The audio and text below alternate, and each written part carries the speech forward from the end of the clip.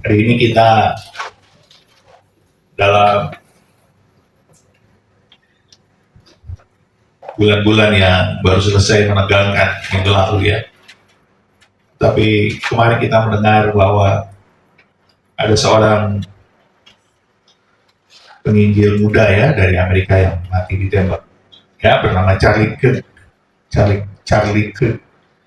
Saudara tahu beritanya? Tahu, Pak. Kalau di koran-koran atau media mainstream disebut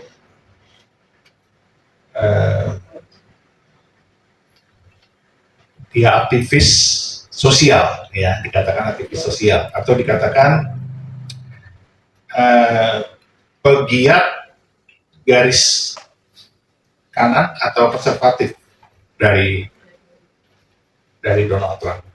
Tetapi sebenarnya bukan itu.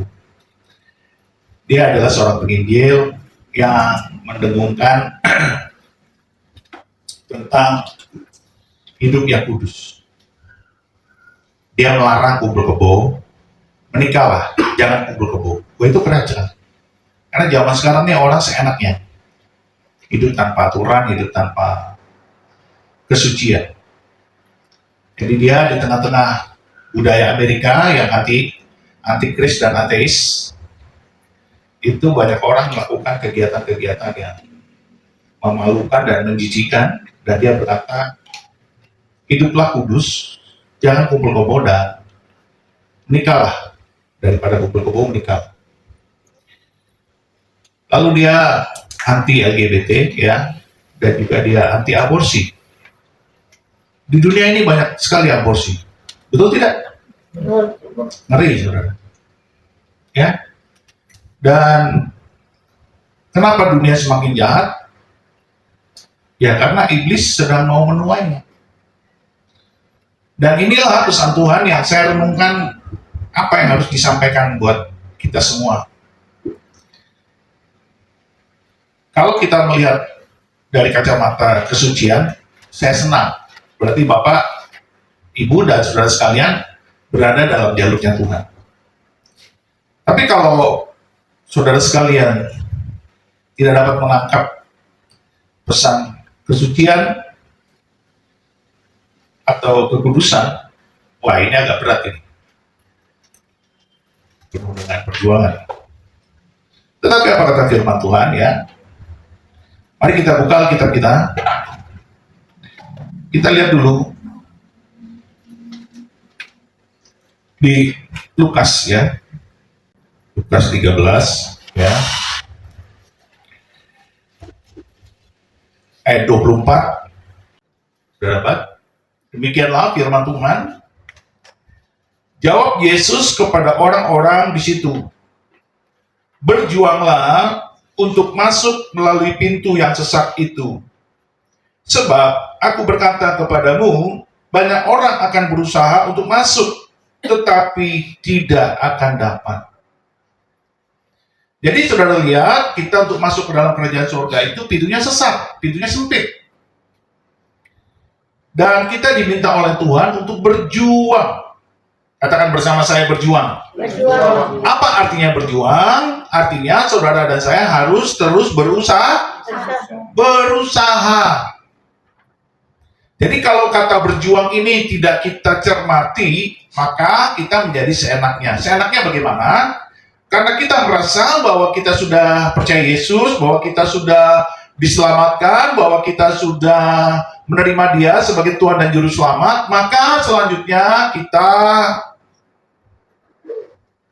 enjoy.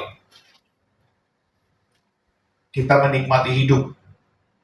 Tetapi tanpa kita menjaga keselamatan kita itu dengan takut dan gentar, bukankah begitu? Alkitab berkata, kerjakanlah keselamatanmu dengan takut dan gentar.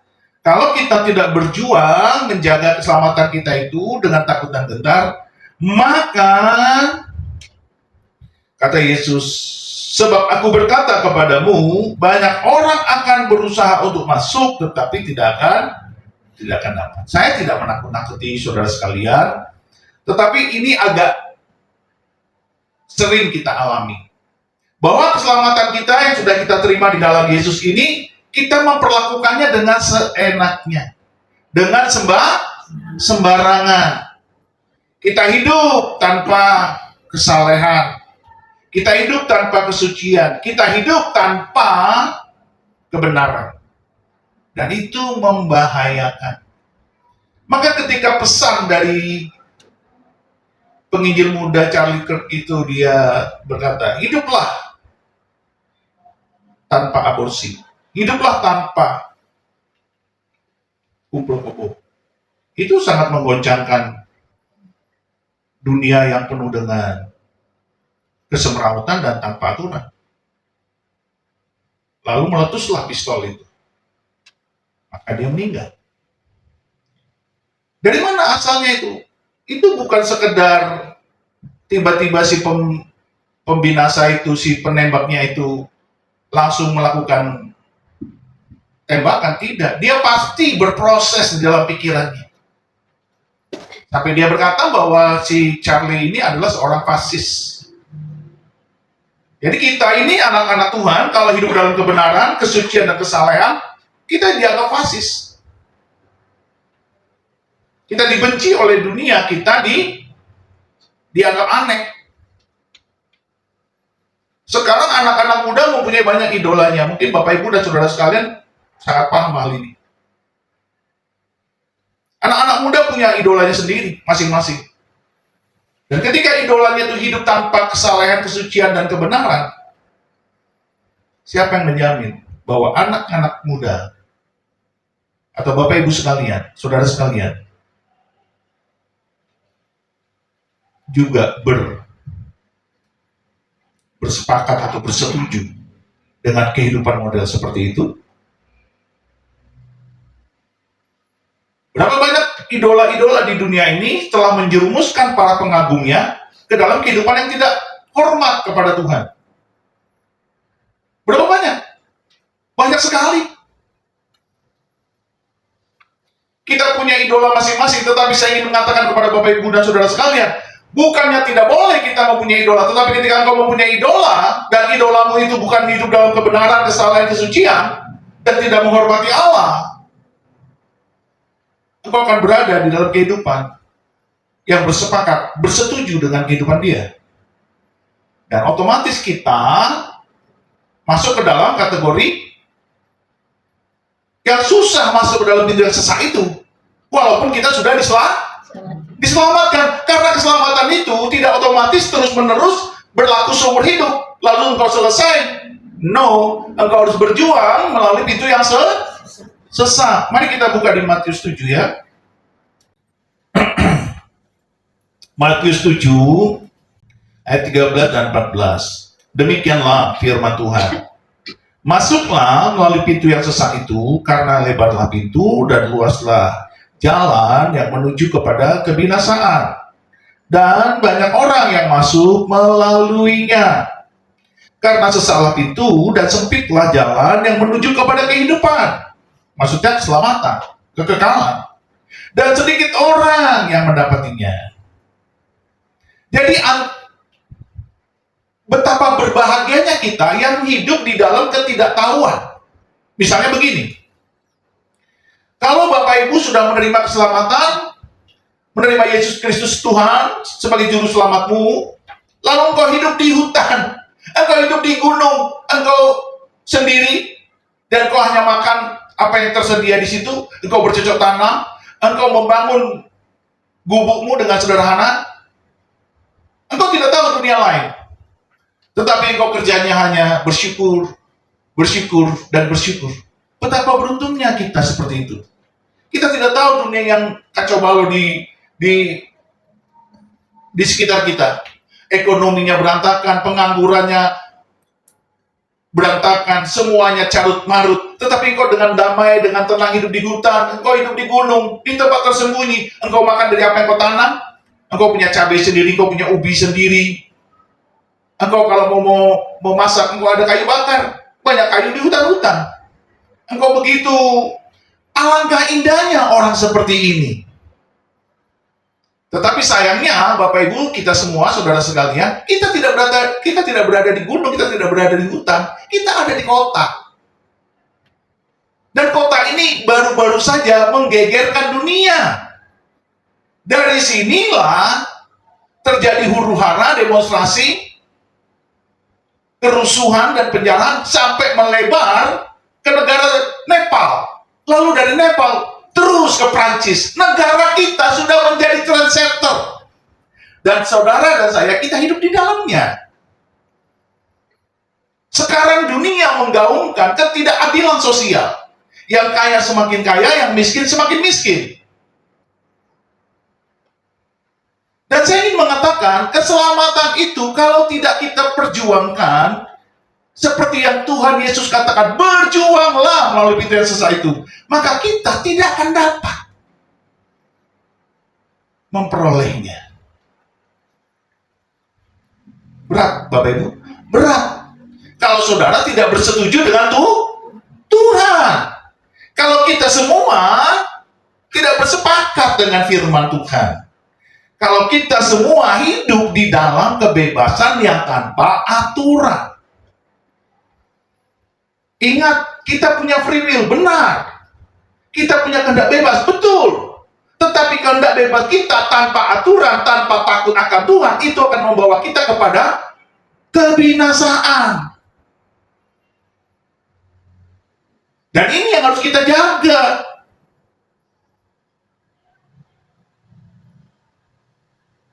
Coba sekarang saya tanya. Apakah Bapak, Ibu, dan saudara sekalian tidak marah ketika saudara dan Bapak, Ibu sekalian hidup baik, hidup benar, hidup saleh, bahkan puji Tuhan hidup kudus? Karena kudus ini berat. Tidak semua orang bisa hidup kudus. Tapi kalau udah sampai ke level kudus, saya angkat topik buat Bapak, Ibu, dan saudara sekalian. Karena itu kehendak Allah.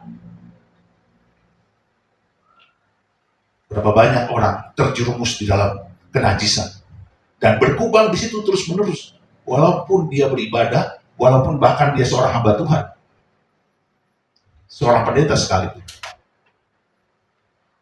Lalu Bapak Ibu seorang hidup dalam dunia yang seperti kita ada ini, Bapak Ibu melihat, Bapak Ibu membayar pajak, tetapi Bapak Ibu melihat, sebagai contoh saja ini, karyawan pajak bisa hidup mewah, bisa punya rumah di mana-mana, bisa pelesiran ke luar negeri, memiliki barang-barang bermerek, branded, punya mobil-mobil sport dan motor gede, motor besar, cc besar. Coba Bapak Ibu bayangkan, apakah engkau tidak memiliki kemarahan dan kecemburuan dan akhirnya engkau akan berkata, TOLOL, orang seperti itu.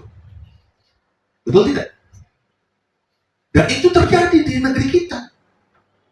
Sampai orang banyak berkata, ngapain bayar pajak? Kalau akhirnya para pejabat hidup dalam korupsi. Dan akhirnya itu akan menimbulkan kemarahan di dalam diri kita. Dan iblis mendrive, memompa, menggocok, sehingga kita membenci, menjadi ngamuk. Maka terjadilah apa yang terjadi kemarin di bulan Agustus. Ketimpangan sosial, ketidakadilan sosial, itu terjadi. Bagaimana Bapak Ibu bisa menyikapi itu dengan tetap berkata, aku bersyukur kepada Tuhan. Padahal sesungguhnya kita sedang diinjak-injak oleh kuasa kegelapan yang dikuasai oleh orang-orang yang tidak takut akan Tuhan.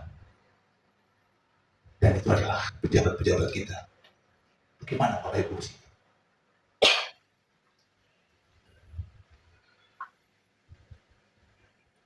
Dalam kategori normal, kita akan berkata, mari kita berdoa.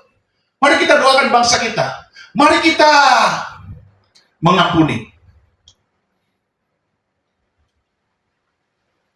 Luar biasa sekali.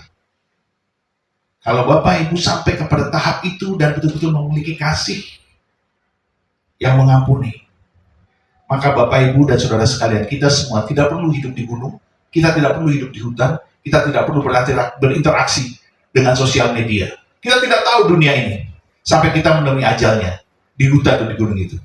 Tidak perlu.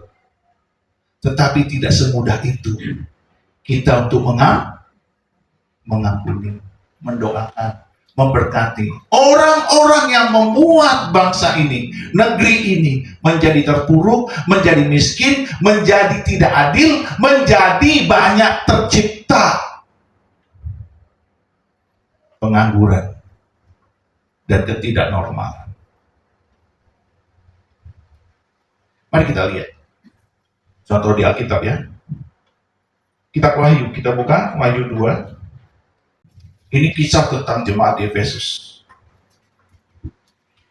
Tetapi Wahyu 2 ini luar biasa. Jemaat di Efesus adalah jemaat yang takut akan Tuhan dan sungguh-sungguh mengerjakan kesalehannya.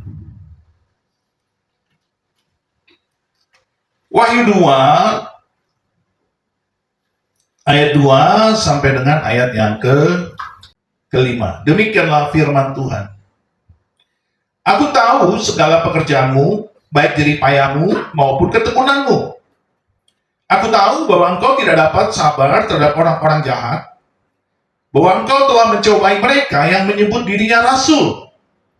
Tetapi yang sebenarnya tidak demikian, bahwa engkau telah mendapati mereka pendusta. Jadi jemaat Efesus ini adalah orang-orang baik dan benar, hidup dalam kesalehan, dan mereka mudah cakap mengetahui orang-orang penipu, pendusta yang mengajarkan ajaran sesat. Mudah bagi jemaat Efesus untuk mengetahui itu. Dan mereka bergembira, bersukacita bahwa mereka menemukan para pendusta. Itu ibaratnya kita sekarang, Bapak Ibu sekalian, kita ada di negeri ini, di bangsa ini, kita menemukan banyak pejabat-pejabat yang korup.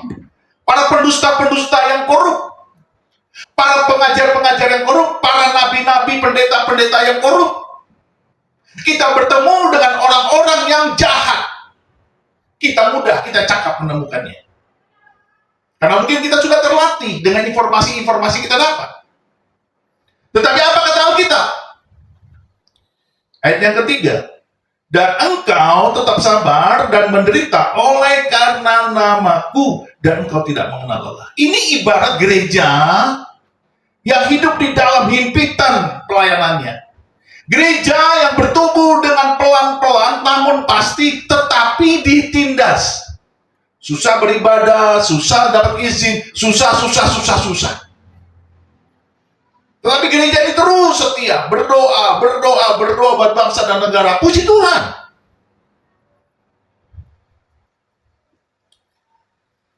Dan gereja yang seperti ini dikatakan oleh Alkitab, ya kitab Wahyu di Efesus ini. Engkau tetap sabar dan menderita oleh karena namaku. Wow, itu keren. Tetapi jangan bangga dulu. Ini pujian nih, ayat 2 dan ayat 3. Ayat 4. Namun demikian, aku mencela engkau karena engkau telah meninggalkan kasihmu yang semula. Ini yang jadi masalah. Dia menemukan kesalahan demi kesalahan. Kita menemukan pendusta-pendusta ada di mana-mana. Kita tahu dari semua sosmed, kita dapat informasi. Kita lihat di segala sosmed sekarang beredar segala macam.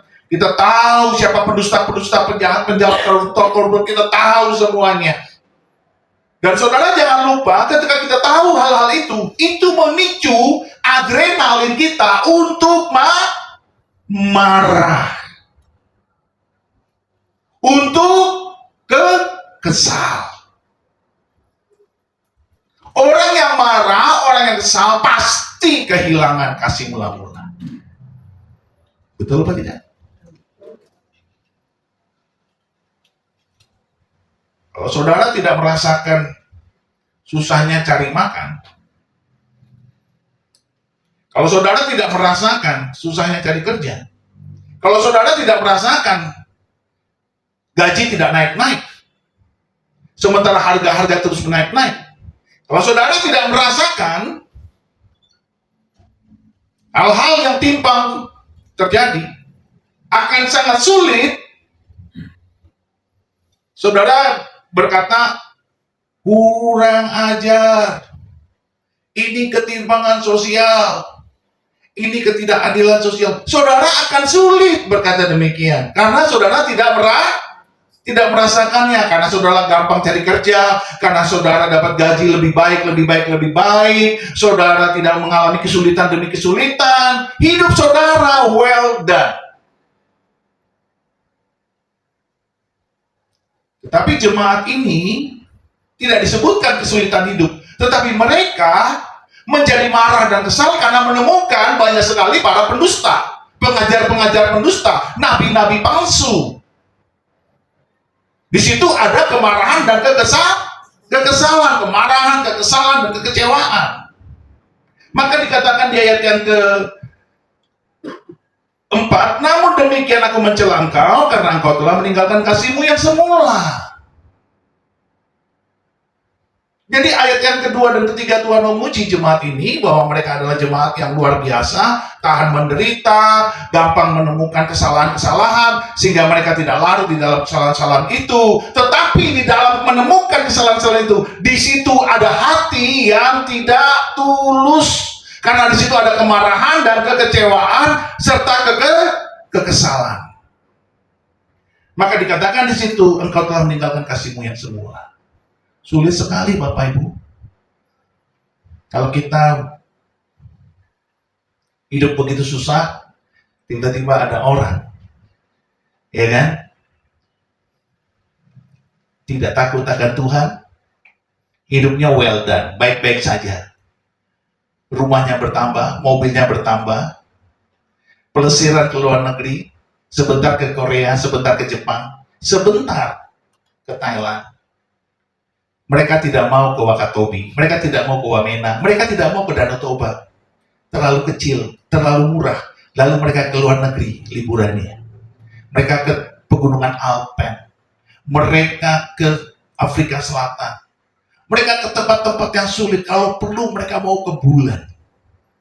Dan orang-orang ini adalah orang-orang bukan takut akan Tuhan, tetapi bagaimana saudara hidup dan melihat orang-orang ini?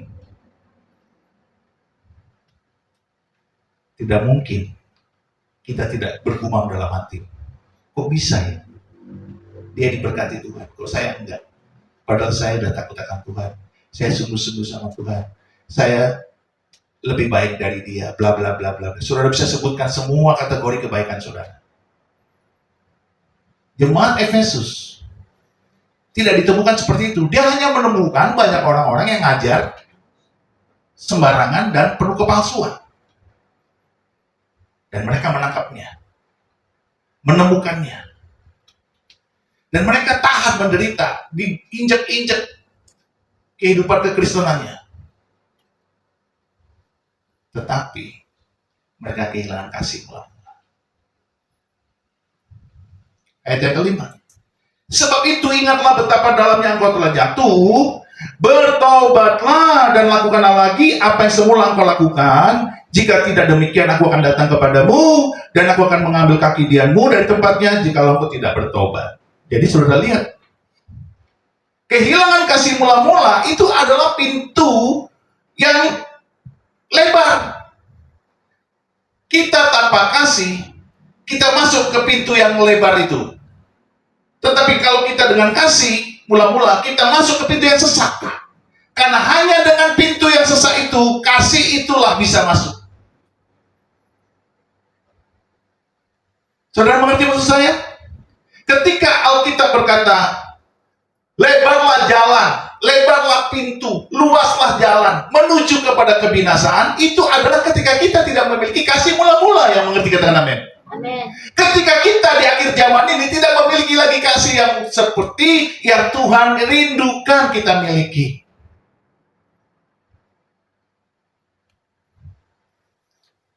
Bagaimana Pak kasih mula-mula? Oh, paling gampang saya melihat anak-anak sekarang atau hamba-hamba Tuhan sekarang. Anak-anak sekarang dan hamba-hamba Tuhan sekarang paling pintar melihat sosmed dan berkata, ini lihat nih, ini orangnya nggak benar gini. Mereka bermain-main dan menonton peristiwa-peristiwa seperti itu. Tetapi, dengar baik, kita tidak punya hati untuk mengasihi dan mengampuni. Bahkan tidak sedikit pun kita mau mendoakannya. Betul apa tidak? Siapa di sini yang mendoakan para koruptor supaya bertobat dan lahir baru? Nggak ada. Itu membuktikan bahwa kita tidak punya kasih mula. Yang mengerti kita amin. Betul apa tidak? Bahkan kau dan kita semua akan berkata, syukur, rasain lu pakai baju oranye sekarang. Ditangkap, syukur. Tidak ada di dalam hati kita sedikit pun minta Tuhan menjamah dan mengompres apa ya? Namanya itu.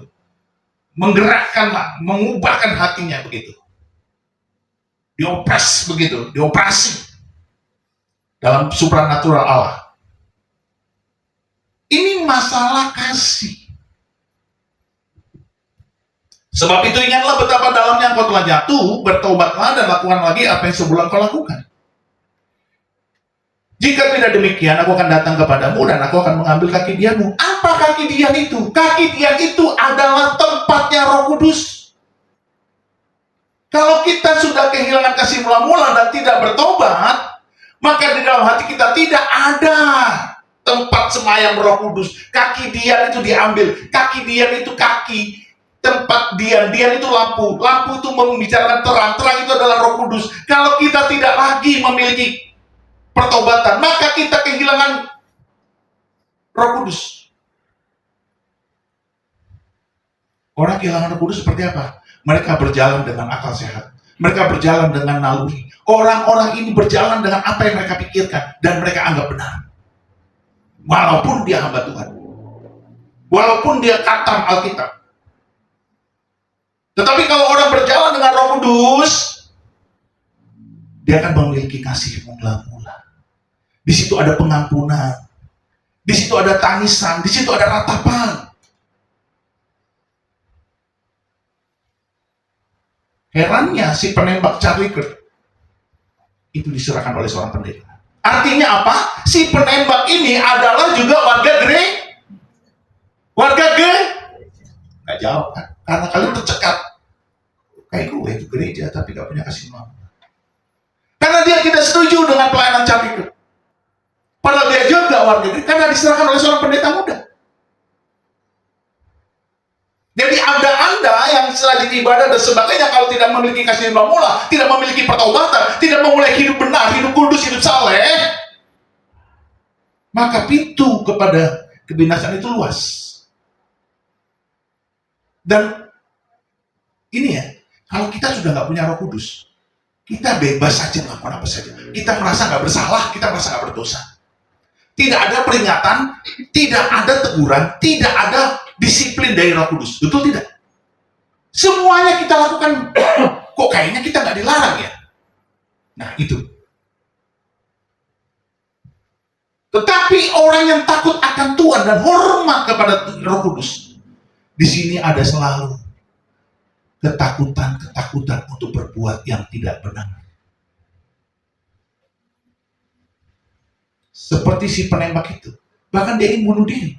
Dari mana datangnya orang ingin bunuh diri kalau bukan dari setan? Yang mengerti katakan amin? Karena setan ingin semua orang binasa. Dia ingin bunuh diri. Untung dibawa oleh bapaknya kepada seorang pendeta. Padahal bapaknya adalah seorang aktivis gereja. Dan ini yang paling mengerikan. Mari kita buka di Matius 24 ya. Matius 24 ayat 12 dan 13. Demikianlah firman Tuhan.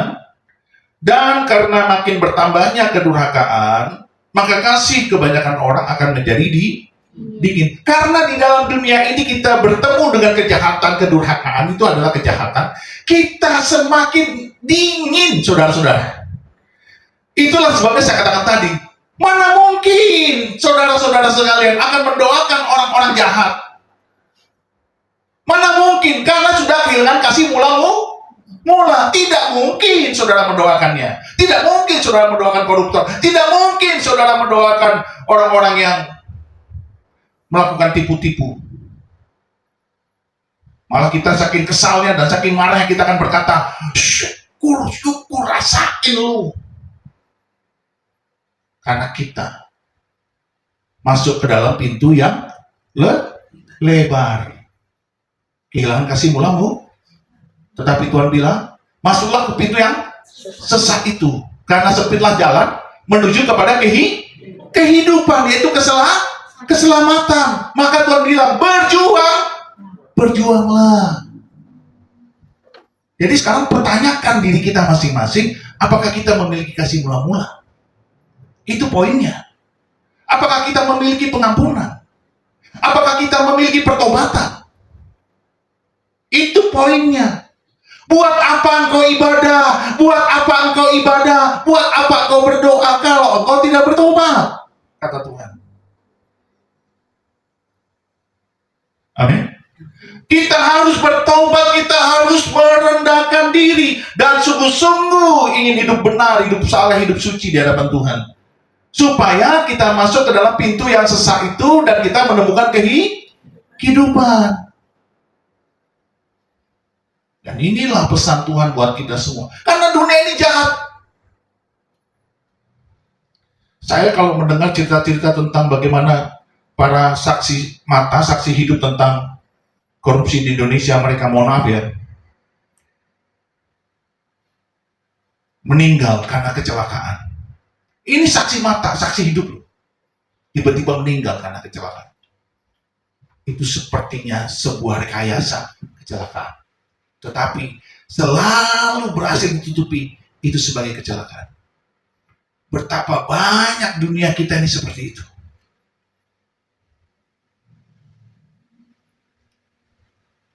Ketika saya mendengar seorang ibu,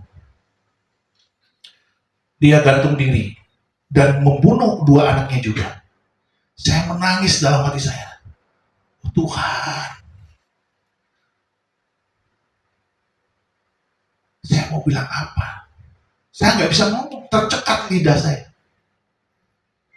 Kenapa ibu ini bunuh diri dan anaknya dia bunuh 2 masih kecil-kecil? Karena mereka terjebak dengan utang-utang yang tidak bisa mereka bayar. Saya nggak tahu jumlah utang berapa, tapi saya pikir kalau sudah sampai dia mau bunuh dirinya sendiri, dan kedua anaknya masih kecil-kecil, betapa dunia ini semakin penuh kejahatan. Saudara, jangan kita berkata, oh itu di luar sana, oh itu tidak terjadi. Oh no. Engkau ada di Indonesia, engkau ada di dunia, engkau ada di sini, engkau untuk menjadi berkat dengan cara bagaimana? Engkau hiduplah saleh, hiduplah suci, hiduplah benar. Lalu engkau mendoakan orang-orang itu supaya mereka dijamah Tuhan dan mengalami kasih Saudara dengar baik, sekarang di dunia ini banyak orang mengalami gangguan jiwa. Kalau saya berkata gangguan jiwa, itu bukan orang gila, tetapi orang mengalami gangguan jiwa. Saudara dan saya ini pasti punya gangguan jiwa. Entah apa sebabnya saya tidak mengerti. Tetapi orang yang tidak takut akan Tuhan, selalu jiwanya terganggu. Tetapi orang yang takut akan Tuhan, jiwanya selalu dikompres oleh Roh Kudus. Supaya semakin benar, semakin halus, semakin benar.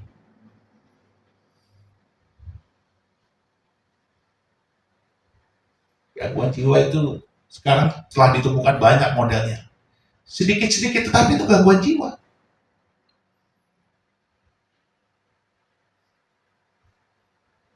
Ada orang, ini gangguan jiwa ya,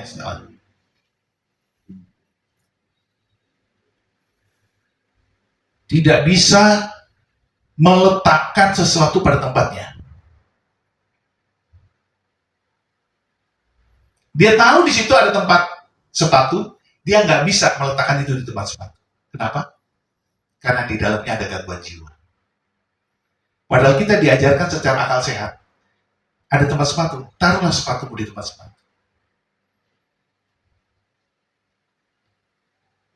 Sudah ditempatkan di situ tempat karet gelang, supaya nanti mencarinya gampang. Tapi ada orang bisa tidak, entah tidak mau, entah memang tidak mau, saya tidak mengerti. Jadi dia meletakkannya sembarangan. Dan ini adalah keajaiban manusia yang saya amati dan saya selidiki. Oh, memang itu gangguan jiwa.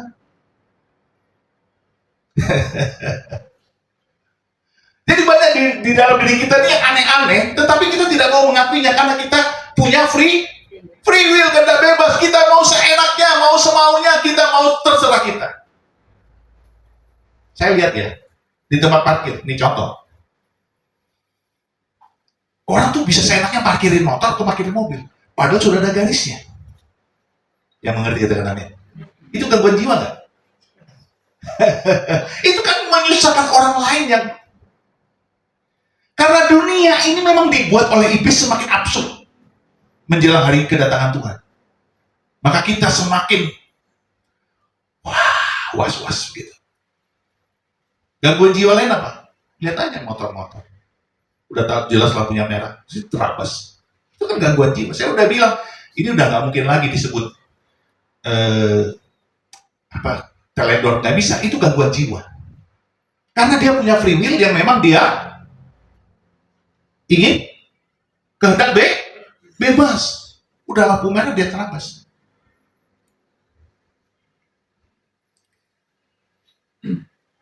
Mau disebutkan banyak, saudara, sampai akhir zaman nggak akan selesai.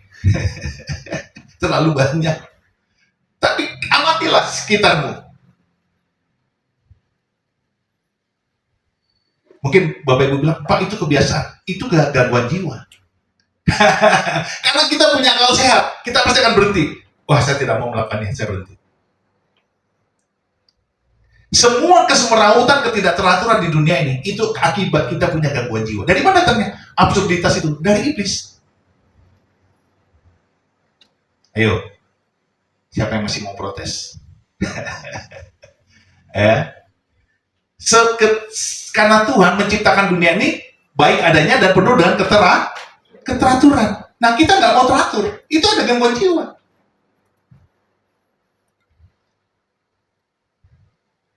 Mari kita bangkit berdiri.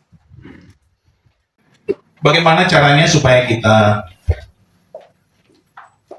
bisa aman? Mari minta kepada Tuhan supaya Dia mengirimkan Roh Kudus-Nya supaya kita mengalami kasih mula-mula. Tapi sebelum saudara mengalami kasih mula-mula, saudara harus bertobat. Bilang sama Tuhan, Tuhan saya bertobat.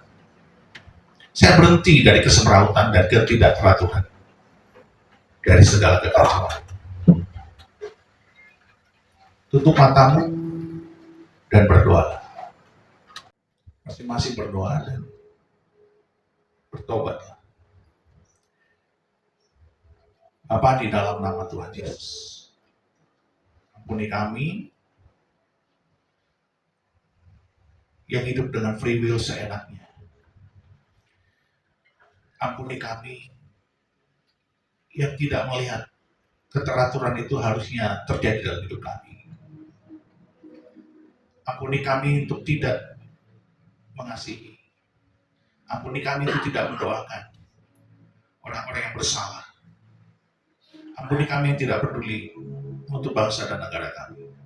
Ampuni kami yang tidak menangisi orang-orang yang berdosa. Ampuni kami yang tidak peduli kepada penderitaan orang lain. Ampuni kami yang tidak mau melihat kemiskinan, penderitaan, dan sebagainya. Mari Tuhan berikan kami hati yang sempurna di dalam Engkau. Hanya kasih-Mu saja yang sejati. Dan biarkanlah kami bersyukur apa yang kami alami. Supaya kami bisa bertobat.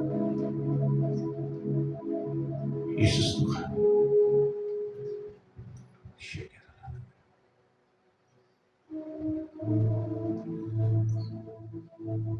Tuhan, Engkau mengasihi kami. Tuhan, Engkau mengampuni kami.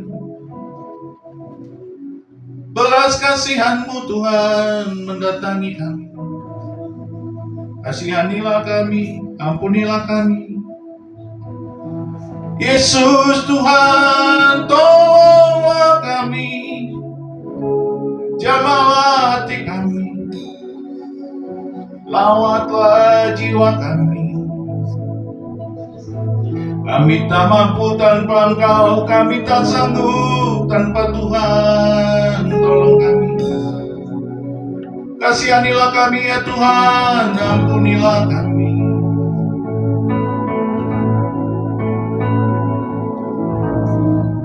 Yesus Tuhan, penolong jiwa kami, tambahkan hati kami.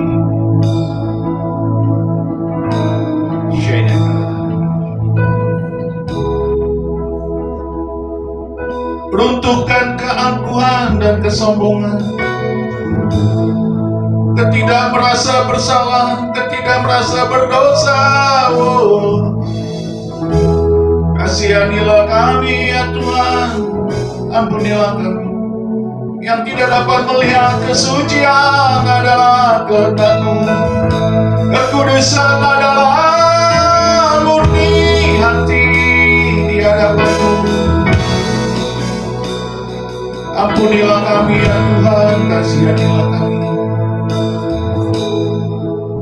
Biarlah hari ini ya Bapa, kami mulai berjalan di jalan yang sempit dan pintu yang sesak itu, supaya kami menemukan kehidupan. Tolong kami ya Roh Kudus, kami memiliki kasih mula-mula, dan biarlah kami saling memberkati dengan iman kami, dengan perkataan kami, dengan perbuatan kami, dengan pikiran kami. Bebaskan kami ya Tuhan dari segala sakit jiwa, sakit hati, kemarahan dan kekecewaan. Bebaskan kami Tuhan, dan biarlah kami memberkati setiap jiwa, agar setiap jiwa mengalami damai sejahtera, mengalami limpah rahmat-Mu yang berkelimpahan. Tuhan, tolonglah kami, sebab Engkau Allah yang perkasa dan ajaib, murah hati, sangat baik, sungguh baik Tuhan. Terpujilah nama-Mu Yesus. Oh, segala kemuliaan hanya bagi-Mu Tuhan.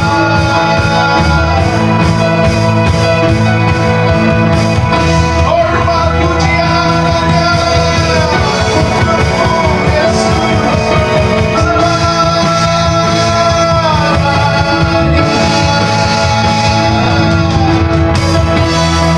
Kasihanilah kami, ampunilah kami ya Tuhan Yesus.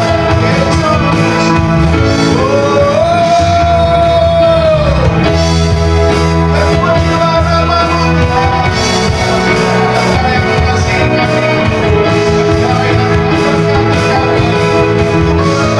kami, supaya damai sejahtera-Mu kembali ke dalam kami ya Tuhan.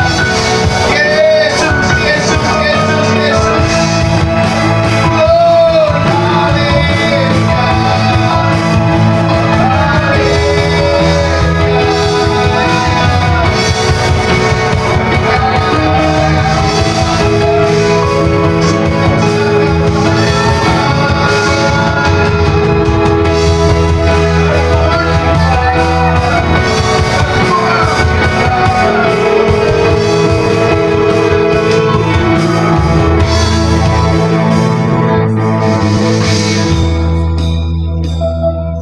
kedua tadi hidupku, ku datang dalam Yesus. Dia tak pernah tinggalkanku, setia menolongku, berseru berharap dalam Yesus. Katakan sekali lagi. Kekuatan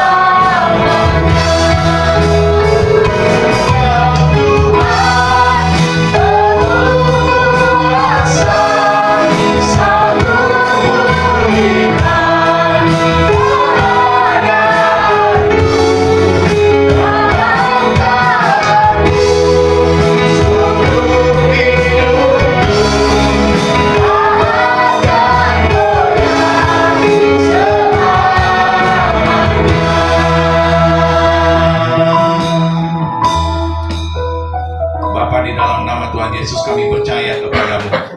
Hari ini kau mengajari kami untuk hidup dalam kasih yang semula, supaya kami berjalan dalam terang Roh Kudus, supaya kami Tuhan diselamatkan, masuk ke pintu yang sesat itu dan jalan yang sempit itu, dan kami menemukan kehidupan. Kami percaya Tuhan, bersamamu kami sanggup melakukan segala perkara. Kami minta tolong Roh Kudus memampukan kami. Mari Tuhan, kami mengerjakan keselamatan kami dengan takut dan gentar, supaya kami hidup benar, hidup suci, dan hidup saleh di hadapan-Mu. Terima kasih Bapa. Damai sejahtera Allah yang berlimpah-limpah turun atas kami semua, atas hamba-hambamu, atas jemaatmu, sehingga kami tenang, tentram, dan mengalami sukacita yang dari Tuhan. Terima kasih Roh Kudus. Hanya di dalam